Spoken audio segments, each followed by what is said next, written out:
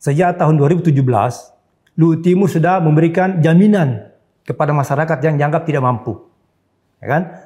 Nah sekarang hingga saat ini kita sudah mencapai coverage kurang lebih, artinya yang dijamin itu masyarakat kita itu kurang lebih dianggap 95% sekian.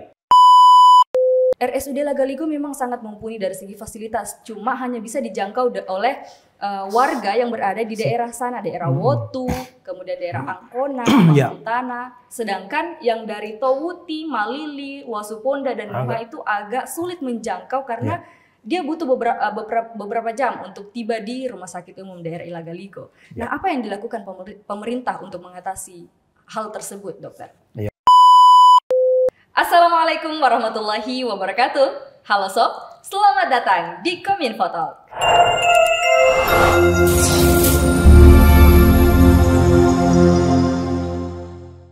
Alhamdulillah senang sekali hari ini saya Enhana Tarbiatun Nisa bisa menemani kamu dalam program podcast Kominfo Talk kali ini. Di episode kali ini kita akan terus membincang terkait dengan hal-hal menarik dan informatif seputar Kabupaten Luhut Timur, tentunya bersama dengan narasumber yang inspiratif. Saksikan terus perbincangan saya hanya di podcast Kominfo Talk, membincang Luhut Timur.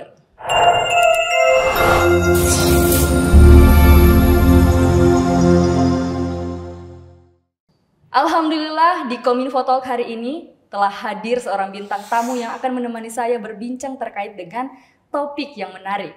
Langsung saja kita sapa PLT Kepala Dinas Kesehatan Bapak Dr. Adnan Kasim, MKes. Dr. Adnan, Assalamualaikum warahmatullahi wabarakatuh, Dok. Waalaikumsalam warahmatullahi wabarakatuh. Bagaimana kabarnya hari ini? Sehat ya, Dokter ya? Alhamdulillah sehat. Alhamdulillah sehat. Oke, Dokter. Kali ini kita akan berbincang nih terkait dengan KP1, program-program Bapak Bupati terkait dengan kesehatan. Ya. Kalau kita melihat luas wilayah secara geografis, luas wilayah Kabupaten Luhut Timur itu sekitar 11% dari luas seluruh wilayah Provinsi Sulawesi Selatan. Ya. Nah, dengan luas geografis yang seperti ini, Dokter, seperti apa pelayanan kesehatan di Luhut Timur? Dilihat dari kondisi geografis yang luas ini, apakah pelayanannya merata atau seperti apa, Dokter? Ya. Jadi terkait dengan luas wilayah yang ada di Luhut Timur ini memang merupakan suatu tanggung jawab dalam melaksanakan pelayanan kesehatan. Betul. Namun demikian bahwa sampai saat ini peningkatan pelayanan kesehatan itu pemerataan di seluruh wilayah itu sudah terlaksana. Secara merata. Contohnya bahwa dari tahun 1999 cuma ada 11 puskesmas per kecamatan, sampai saat ini sekarang sudah bisa memenuhi satu kecamatan ada sampai 2-3 puskesmas. Total keseluruhan puskesmas hingga saat ini berapa? Hingga saat ini sudah 18 tersebar ya, seberang danau kita berikan, di transmigrasi kita berikan karena untuk mencapai pemerataan yang luas wilayah itu. Oke, kita lanjut, Dokter ya. Ya. Salah satu program yang ada di Luhut Timur, program Bupati Kabupaten Luhut Timur ada dikenal dengan semboyan kesehatan gratis. Ya. Oke, benarkah pelayanan kesehatan di Luhut Timur itu gratis, Dokter? Ya. Sebenarnya gratis ini interpretasi masyarakat itu melihat karena selama ini orang tidak lagi memberikan secara tunai di puskesmas. Tetapi sekarang ini melalui satu badan yaitu BPJS itu, jadi itu yang di situ diserahkan dana, nanti itu yang menyerahkan ke puskesmas. Seperti itu. Jadi anggapan masyarakat yang gratis ini seperti itu. Jadi dia karena tidak membayar lagi di loketnya puskesmas sehingga dikatakan gratis. Berarti ada bantuan ya, Dokter? Ada. Bantuan iuran? Bantuan iuran. Dan itu pemerintah sendiri berupaya bagaimana dengan jumlah penduduk yang 308.000 sekian, itu bisa kita lihat mana-mana masyarakat yang kurang mampu. Itulah yang akan diberi bantuan oleh Pemda, pemerintah Kabupaten Luhut Timur, yang tidak mampu itu diberikan jaminan. Untuk masyarakat yang kurang mampu? Ya. Sedangkan semboyan di sini adalah pelayanan kesehatan gratis, dalam artian ini mencakup keseluruhan masyarakat. Ya. Saya tertarik, Dokter. apakah penerima bantuan iuran dalam hal ini BPJS itu hanya diperuntukkan bagi mereka yang kurang mampu dalam kategori bisa dikatakan miskin, atau juga diberikan kepada kalangan menengah ke atas? Karena pada faktanya dokter, kita melihat bahwa masyarakat kelas menengah tetap membayar. Artinya ini tidak gratis, dokter ya. Jadi saya kira ini untuk kriteria namanya tidak mampu itu luas sekali. Ya, dan ini bukan cuma dinas kesehatan yang punya wewenang untuk menentukan itu. Ada dari sosial, ada dari desa. Jadi itu kami melayani sesuai rekomendasi yang datang bahwa ini orang tidak mampu, kami melayani.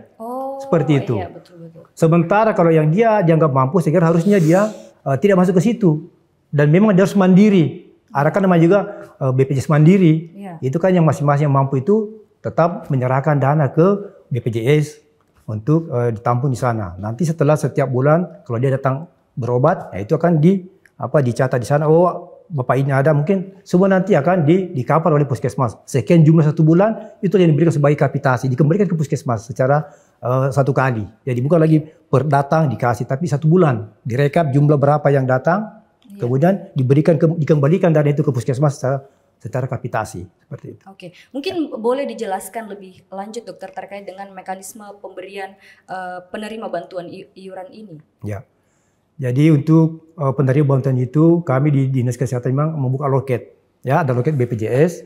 Jadi di sana itu saya bilang tadi ada dari desa pengantar, ya bahwa desa memahami, ya bahwa dia tidak mampu, untuk kita buatkan surat kartu BPJS. Data mendaftar kita masukkan, kemudian itu rekapan itu yang diantar kembali yang bersangkutan ke kantor BPJS bahwa memang sudah tercatat di kesehatan untuk dibawa ke BPJS untuk diaktifkan. Seperti itu. Jadi mudah sekali caranya dokter. Saya kira mudah ya. Pengantar, kemudian diserahkan. Bawa ke kesehatan didaftar, kemudian kembalikan lagi ke BPJS untuk didaftar bahwa dia sudah terdaftar di kesehatan. Mudah sekali. Mudah sekali dokter. Oke, kita lanjut dokter. Nah, Luhut Timur baru saja menerima penghargaan Universal Health Coverage. Boleh dijelaskan lebih lanjut dokter untuk ke masyarakat, mungkin lebih jelasnya apa sih sebenarnya itu UHC? Jadi saya kira UHC ini Universal Health Coverage ini sejak tahun 2017 Luhut Timur sudah memberikan jaminan kepada masyarakat yang dianggap tidak mampu, ya kan? Nah sekarang hingga saat ini kita sudah mencapai coverage kurang lebih, artinya yang dijamin itu masyarakat kita itu kurang lebih dianggap 95% sekian. Itu boleh dikatakan coverage. Semua kabupaten boleh memberi jaminan, tapi kalau manakala masyarakat miskinnya yang dia jamin belum mencapai 95% ke atas, itu belum dikatakan universal coverage. Nah, Luhut Timur sejak 2017 itu sudah dianggap universal coverage karena sudah mencapai 95% ke atas yang dia jaminkan masyarakatnya yang tidak mampu itu untuk dijaminkan oleh pemerintah. Pemerintah yang bayarkan. Berarti seperti itu. UHC dan BPJS ini sama dokter ya, atau bagaimana? Apakah ada perbedaan antara UHC dengan BPJS? Apakah BPJS masuk ke dalam kategori UHC atau seperti apa? Jadi dokter? Begini, ini UHC Universal Health Coverage, pemerintah yang memberi jaminan. Dan jaminan ini dana dari pemerintah ini sekian miliar ini diberikan ke BPJS. Seperti itu. Ya, BPJS yang menerima dananya. Akhirnya nanti BPJS nanti lagi kembalikan ke puskesmas setelah dia lihat siapa masyarakat yang berobat jumlah sekian, nanti dihitung sesuai aturannya. Undang-undangnya bahwa satu pasien sekian, nanti BPJS menyerahkan dana itu, ini saya kembalikan, saya bayar ke puskesmas karena dia sudah melayani masyarakat. Jadi BPJS sebagai badan pelaksana. BPJS sebagai badan pelaksana layanan, seperti itu. Pihak ketiga, ya. Bagaimana dengan BPJS Mandiri? Saya kira kalau berbicara tentang BPJS kan ada yang membayar nih dokter. Biasanya berlaku subsidi silang. Saya kira sama saja. Jadi saya bilang tadi, kami dari Pemda Universal Coverage ini diberikan kepada BPJS. Yang mandiri juga yang mampu ini di atas memberikan juga ke BPJS. Jadi satu kali BPJS nanti langsung menyerahkan ke sana. Seperti itu. Oke. Ya. Kita lanjut dokter. Ya. Luhut Timur ini kan sebagaimana yang kita ketahui cuma punya satu rumah sakit pemerintah daerah. Ada di Wotu, Rumah Sakit Umum Daerah Ilagaligo. Dan satu rumah sakit milik swasta di Sorowako, yang mana kalau kita berbicara rumah sakit swasta tentu ini berbeda dengan rumah sakit pemerintah karena mulai dari mekanisme dan pembiayaan pasti lebih mahal kalau di rumah sakit swasta. Nah, secara geografis warga terkendala untuk menjangkau kedua rumah sakit tersebut, terutama dalam kondisi darurat.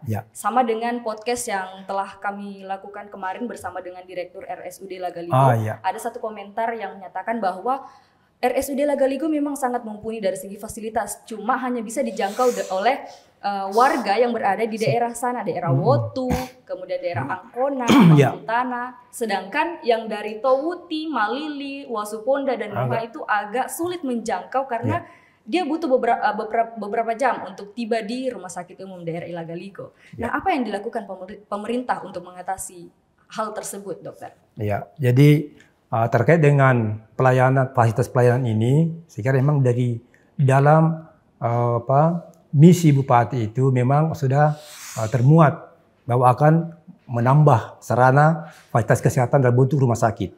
Nah, itu pun yang disampaikan nanti itu akan ada direncanakan di Malili sebagai ibu kota dan satu lagi di daerah Towuti.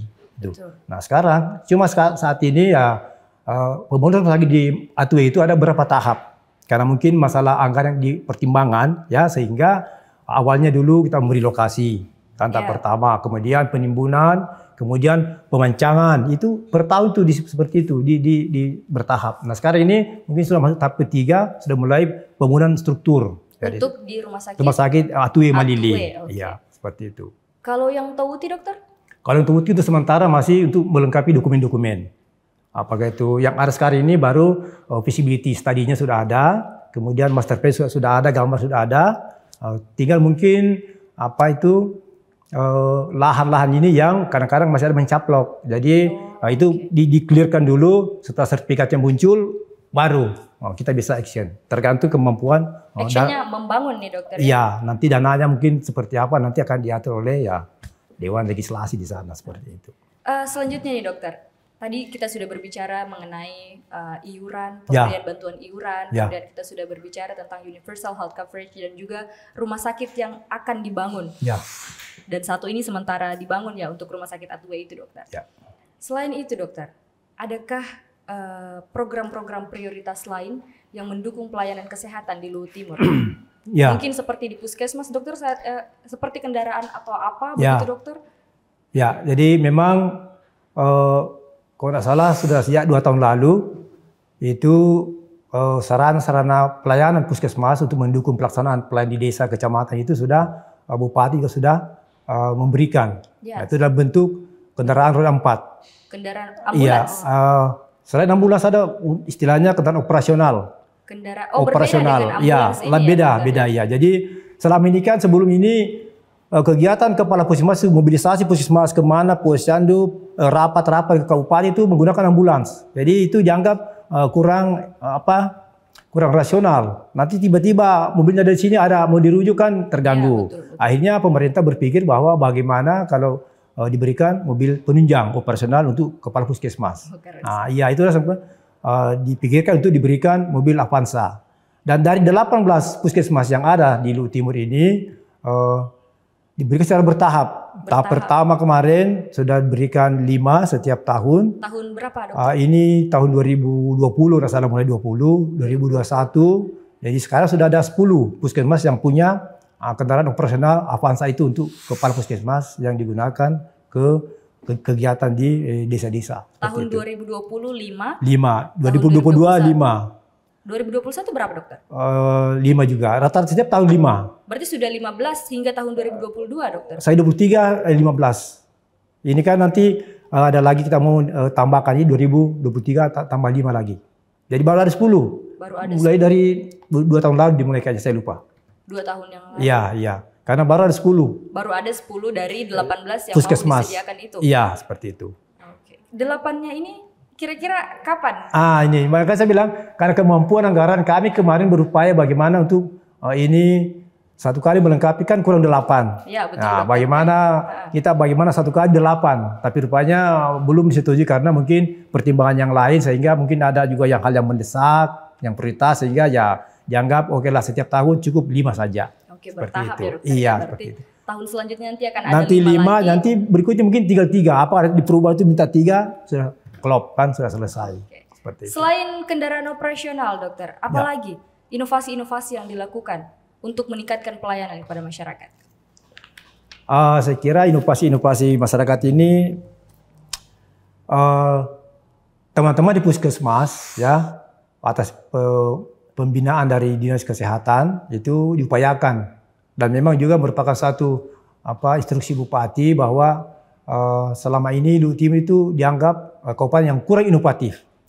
Iya, sehingga dibuatlah suatu sehingga memerintahkan semua SKPD bagaimana membuat inovasi-inovasi. Nah, kami dari Dinas Kesehatan bagaimana memantau puskesmas terkait dengan pemberian pelayanan, sehingga beberapa puskesmas ini sudah melakukan itu. Sudah ada yang melakukan inovasi? Sudah ada. Malah tahun kemarin ya ada sampai tembus ke Jakarta. Ya, dari puskesmas Bantilang. Bantilang itu bidannya membuat inovasi pangkilan candu, ya artinya ya memantau ibu hamilnya yang ada di sekitar wilayah Bantilang. Pangkilan candu ini akronim atau? Akronimnya, ya jadi itulah jadi akronim yang diambil. Inovasi Puskesmas Bantilang Pangkilan Candu. Nah itu jadi pantau keliling ibu hamil. Nah itu jadi setiap ada ibu hamil yang dia buat pemeriksaan. Itu tujuannya untuk mencegah adanya kematian seperti itu. Selain Puskesmas Bantilang, dokter, masih adakah puskesmas-puskesmas selain yang melakukan inovasi-inovasi semacam ini? Ya, jadi saya kira memang kami sebelum tadi berupaya bagaimana mendorong semua puskesmas bisa membuat seperti itu. Jadi untuk tahun 2023 ini kemarin sudah diseleksi lagi ada 3 yang lolos. Ada 3 yang lolos. Jadi Puskesmas Bone Putih. Inovasinya apa, dokter? Kalau Bone Putih inovasinya apa ini ya? Bone Putih ini posyandu pencegah stunting, ya itu. Pos penting istilahnya. Pos penting. Jadi dia memfokuskan pada pencegahan stunting itu. Jadi itu bisa dievaluasi kemarin di provinsi di Makassar dan dia dianggap lolos. Ada 3 yang lolos kami kemarin. Yang kedua lagi dari Puskesmas Nuha, ya itu martabak berdasi. Ya, martabak berdasi. Ya istilahnya mari rangkul penderita hipertensi dan diabetes. Nah itu karena selama ini kan memang penyakit yang tidak benar ini yang dianggap membuat kasus-kasus kematian juga. Ya betul. Berarti setiap puskesmas memang memfokuskan pada kasus-kasus yang penting seperti stunting dengan seperti itu. Diabetes dan hipertensi. Ya betul. Terakhir dokter, yang ketiga tadi ada 3. Ya. Yang pertama Puskesmas Bone Putih, kemudian ada Puskesmas Nuha. Ya. Yang terakhir apa, dokter? Puskesmas Angkona. Yaitu jendela kita. Ya, jadi itu istilahnya jemput antar dahak dengan kualitas terjaga. Jadi itu untuk memantau penderita penyakit paru-paru, penyakit TB istilahnya. Itu. Menarik sekali dan kreatif sekali orang-orang dokternya, sangat inovatif dalam menciptakan inovasi-inovasi demi peningkatan pelayanan masyarakat. Terakhir dokter, boleh memberikan closing statement kepada masyarakat terkait dengan program-program prioritas dari Dinas Kesehatan? Ya, terkait dengan prioritas kesehatan ini, yang menarik bagi kami adalah masalah Universal Health Coverage (UHC). Jadi memang masyarakat banyak tidak memahami bahwa jaminan kesehatan masyarakat ini hingga saat ini harus dijamin oleh pemerintah. Oleh karena itu pemerintah setiap tahun Lutim khususnya memberikan jaminan sebesar kurang lebih 53 miliar. 3 miliar untuk setiap tahun memberikan jaminan kepada masyarakat yang tidak mampu. Ya, cuman jaminan ini nanti akan diakumulasi, ya kan, tergabung dengan yang mandiri, memilih. Bisa memilih berapa biaya yang dia mau, karena mau pilih kelas berapa nantinya, ya kan, itu tergantung bayarannya itu. Ya, yang untuk mandiri itu, dokter. Iya, yang mandiri. Mandiri, kemudian jaminan pemerintah yang tidak mampu ini, kalau pemerintah kan jaminan otomatis kelas 3. Tapi untuk yang mendapat BPJS pemerintah itu sudah dipastikan fasilitasnya aman ya, dokter ya, sudah bagus, dijamin fasilitasnya oleh pemerintah juga. Saya kira itu tergantung dari sarana-sarana kita di lapangan. Ya, kalau biasanya kan Salami kadang-kadang ada yang mau tiba-tiba melapor kamar penuh, ya kan begitu. Otomatis pasti mereka kecewa juga. Nah, itu yang terjadi. Makanya mungkin itu salah satu sampai pemerintah mungkin menambah sarana-sarana untuk seperti yang di RSUD ini, satu kamar satu pasien, Dokter. Iya, seperti itu. Mungkin ditambah sarannya lagi, mungkin setiap tahun akan ditingkatkan terus itu sejarah itu. Ya, seperti itu. Oke, baik. Terima kasih Dokter, menarik sekali. Terima kasih sudah meluangkan waktu untuk hadir bersama memberikan informasi menarik kepada masyarakat, khususnya untuk di bidang kesehatan hari ini. Terima kasih telah hadir di program podcast Kominfo Talk, Dokter. Siap, makasih. Jangan bosan-bosan datang ke sini, Dokter. Insya Allah. Kalau diundang ya datang lagi. Makasih Dokter. Oke, Sobat Kominfo, demikianlah tadi perbincangan saya bersama dengan Dr. Atna, PLT Kadis Kesehatan. Update terus informasi menarik seputar Kabupaten Luwu Timur melalui laman sosial media, Facebook, Instagram, Twitter, TikTok, dan YouTube Dinas Kominfo SP Kabupaten Luwu Timur. Terima kasih telah menyaksikan podcast Kominfo Talk, Membincang Luwu Timur. Saya Inhana Terbetunisa, your podcaster, pamit undur diri. Wassalamualaikum warahmatullahi wabarakatuh, and see you on the next episode. Terima kasih Dokter.